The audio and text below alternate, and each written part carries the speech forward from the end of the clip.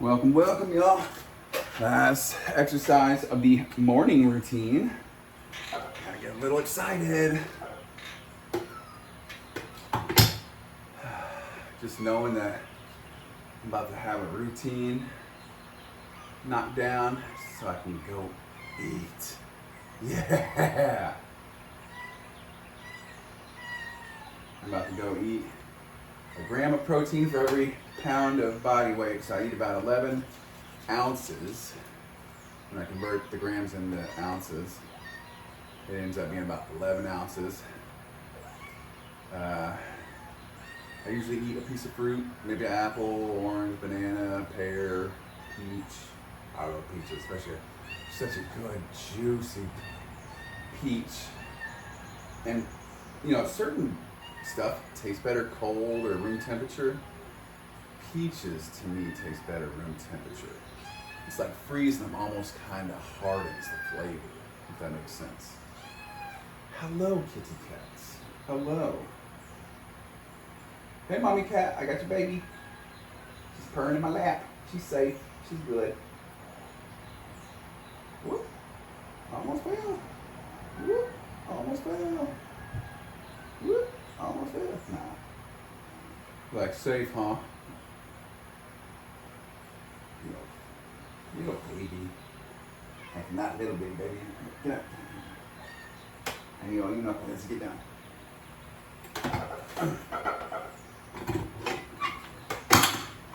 Alright. 3 sets of 10. Mia. These are our friends. Mia!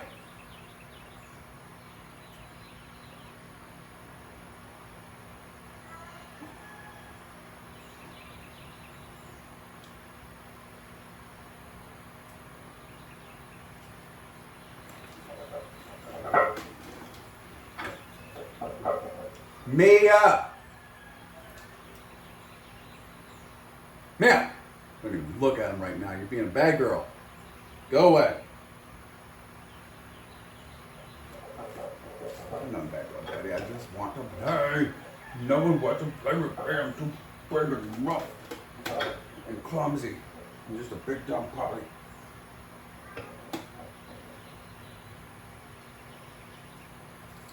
Why do cats like playing underneath the door? They put their paws underneath the door and hey. I think. Wonder what's going on inside a cat's head. Oh, could you imagine? Like, you know, being a cat and doing acid. I bet you'd see him do some crazy shit. Anyways, crazy thought of the day.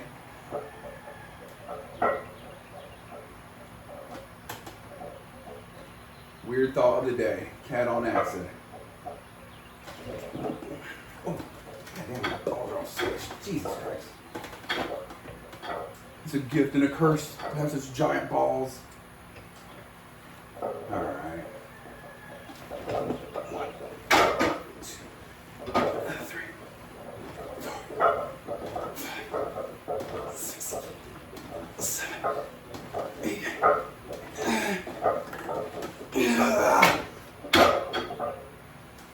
Blah, blah, blah. Must lift weights like Arnold. Take that outside. Brief. My legs brief. Whew. It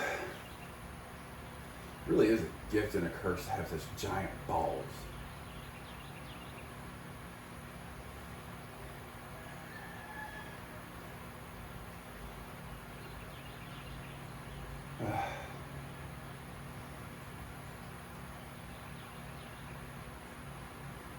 I've only had one lady in my entire life be like, man, you got big balls.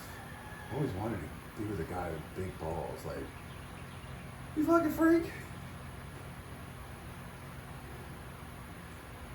Yeah.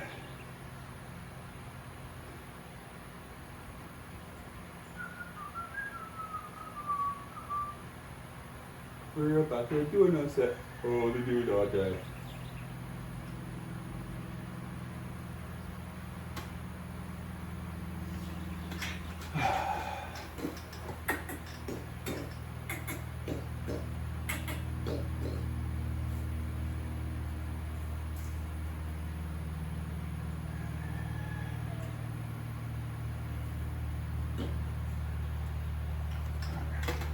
rearrange or situate our balls here.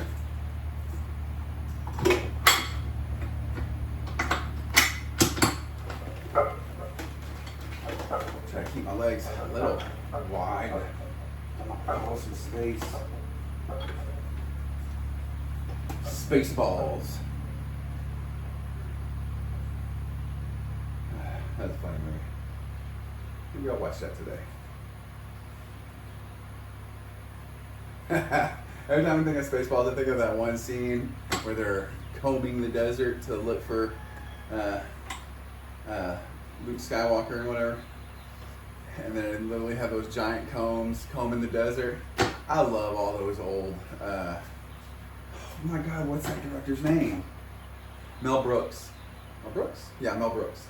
I always want to say Mel Gibson. I'm like, that ain't it. Mel Brooks movies, and he's like, we're combing the desert, searching for him, sir. Y'all found anything? And there's a black stormtrooper. He turns around and he goes, man, we ain't found shit.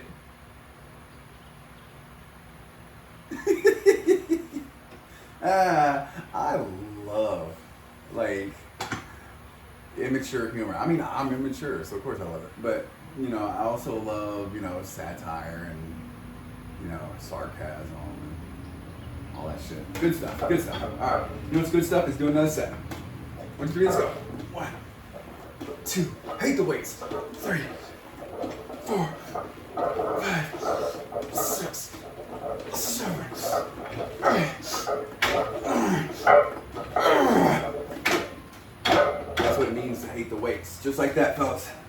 That's how you do your weight.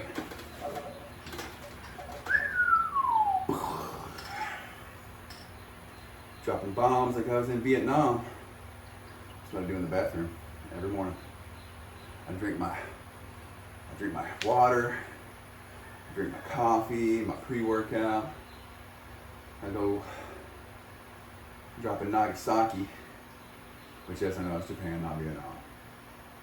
Or anyone gets on my comments and like, oh, actually, look here, Professor Dumbass.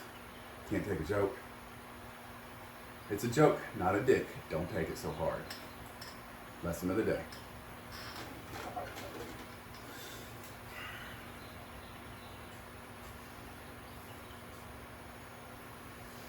Yeah.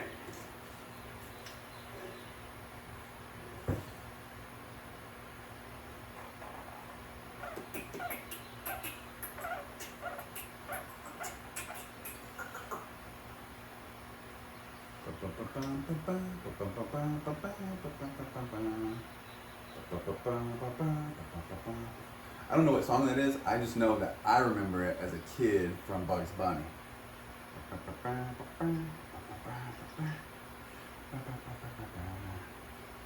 I don't even know if I'm singing it right.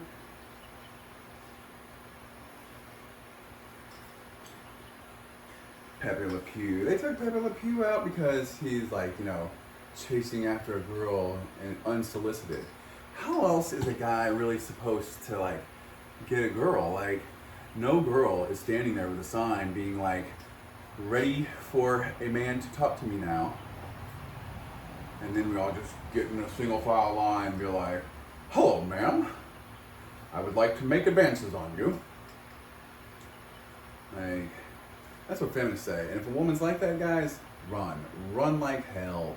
Fuck that bitch. If you can't just, you know, strike up a casual conversation without them being like, excuse me. Fuck that bitch. You know how I met my wife? I was out on 6th Street in Austin. I was at a bar with 2 of my buddies. I saw this pack of girls, a gang, a crew, an ensemble, if you will. About 3 or 4 chicks all together came in, and there's one girl, and she had pretty hair, real pretty hair. Just, you know, just something about that blonde hair, and it's, you know, combed real nice and styled real nice, whatever. It's caught my eye, right? And she walked past us, and then I realized she had a big old booty. I mean, that thing was, whoa, that thing was right, y'all. And so I looked at my buddies and joking around, being stupid me, I went, man, see that chick over there? I'm gonna go talk to that chick, watch this. And I did the comb my eyebrow thing. And all my friends were like, no, Ryan. But those two guys who I'm not friends with anymore, big pussies, you know, they never went to go talk to the girl and put themselves out there, you know, like, you know why you never get girls? You don't even attempt to try. You don't even try to talk to them. You're like, you know, you wish you had a girl, you wish you could, you know, have sex and all that stuff. How are you gonna do any of that if you don't even try to talk to them? What's the worst you can do? Say no? Alright, fine, peace out. There's 4 billion other bitches in the sea. All you gotta do is find one. Well, don't find a bitch, find a woman. Fuck all the bitches you want, but date women. That's my advice for all you young guys out there.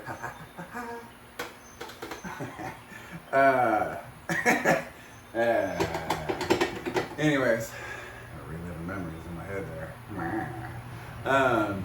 So I went up to go talk to her and had a full beer in my hand. And I'm sitting there and I've been there, you know, just thinking, man, what am I gonna say to this chick? And, you know, been a couple minutes and I was sitting at the bar and standing at the bar and she's like shoulder to shoulder right next to me. And I'm thinking, what am I gonna say to her? What am I gonna say to her? And it's been a couple minutes.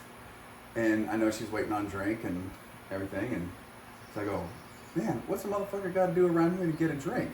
Show him your tits. That'll get his attention, and then we can get a drink. And she was like, what? Ha ha ha. And she started laughing. Well, guys, you can get a girl to start laughing, your foot's in the door. You're halfway home. So she started laughing. I was like, cool. So I started talking to her. I don't remember what I was saying. Yakking it up. Yucking it up. And, you know, just laughing, talking, having some drinks, chilling. And, you know, as the night goes on, I kind of put my arm around her and, you know, stuff like that. And she's kind of grabbing on me and feeling on me and stuff. And, all right, it's going somewhere. And then, as I was, you know, kind of touching on her, kind of started rubbing on the booty a little bit. She didn't say no. She didn't take a step back. She didn't back off. You know, she just let me rub on her booty. So I was like, and, well, anyways, while I was doing that, I felt her phone in her back pocket. So slick-ass me takes her phone, puts it behind my back, called my phone number, and I put it back. Somehow without her ever noticing. I don't know how I did it, but, you know, call Bill Clinton Slick Willie. I'm Slick Willie, motherfuckers. Anyways, so I put the phone back in her pocket and stuff, and we keep talking, keep chatting, joking, you know, me being me. We're just hitting it off, and her other friends are around. We're all just talking. My 2 dork-ass friends still sitting at the table, not coming over to wingman me after about 15 minutes.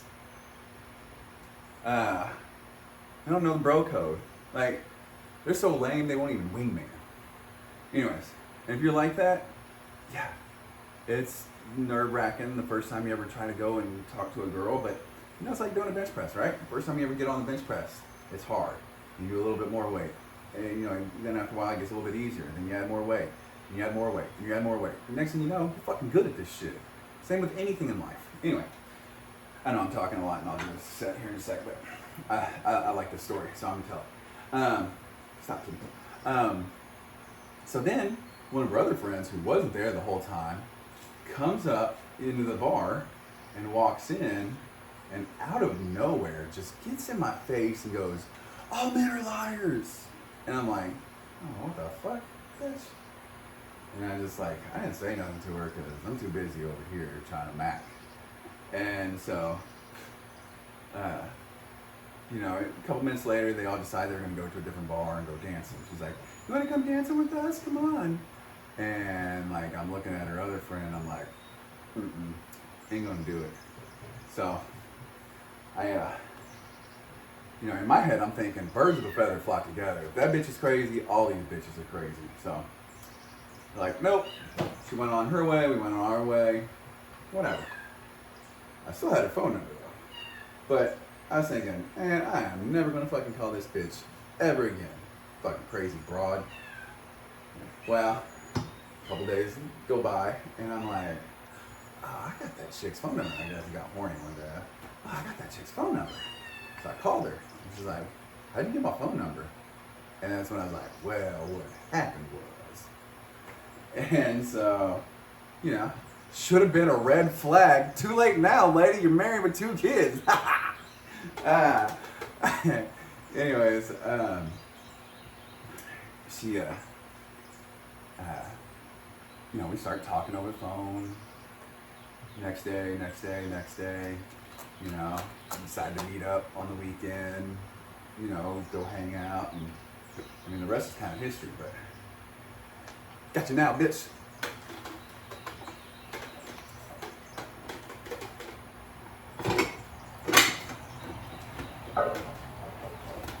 They ran the balls. I know that's a long story, but it's a good one. I like it. It's probably my favorite story of all my stories. It turned out from a night of going out being a degenerate, drinking, hanging with the boys, macking on some girls, stealing some chick's phone to get her number, thinking I'm never going to talk to her again, and 18 years later, here I be. That bitch swindled me. She conned me. You're like, who conned who?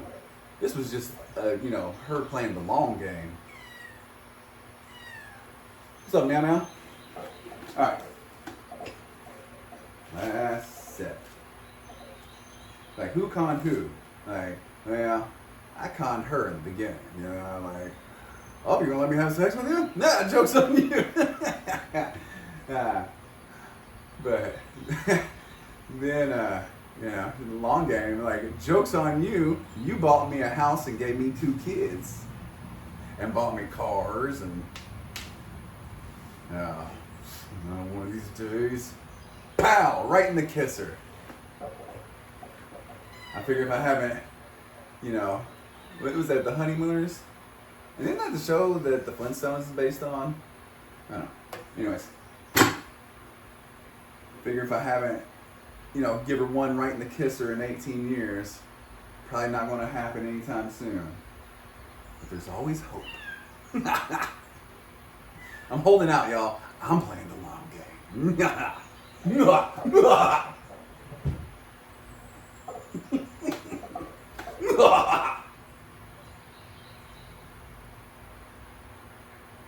Sound like a bad guy on Looney Tunes or something. All right. 1, 2, 3, and 4, and 5, 6, 7, 8, 9. Fuck you. Kind of cheated on that last couple reps, just swinging them, but alright. Guys, if you want to hear more of my crazy life stories, and trust me, there's plenty of them. I got a story about the time I went to prison. Yes, I went to prison over the dumbest shit ever. Weed. I went to prison in 2003 for weed. Haven't been back since. I made a pledge I was never ever going to get arrested ever again. That did it for me. That cured me. Prison is the vaccine, unless you're real stupid.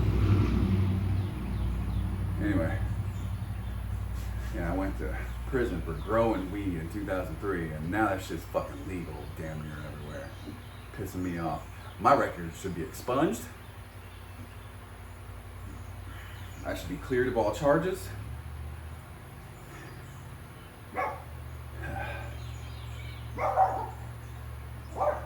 And Judge Belinda Hill, bitch, if you're not dead, I hope you are. She's a Harris County judge. Bitch can go fuck kill itself. Alright, guys, subscribe, share, comment, like. If I get too angry thinking about that hoe.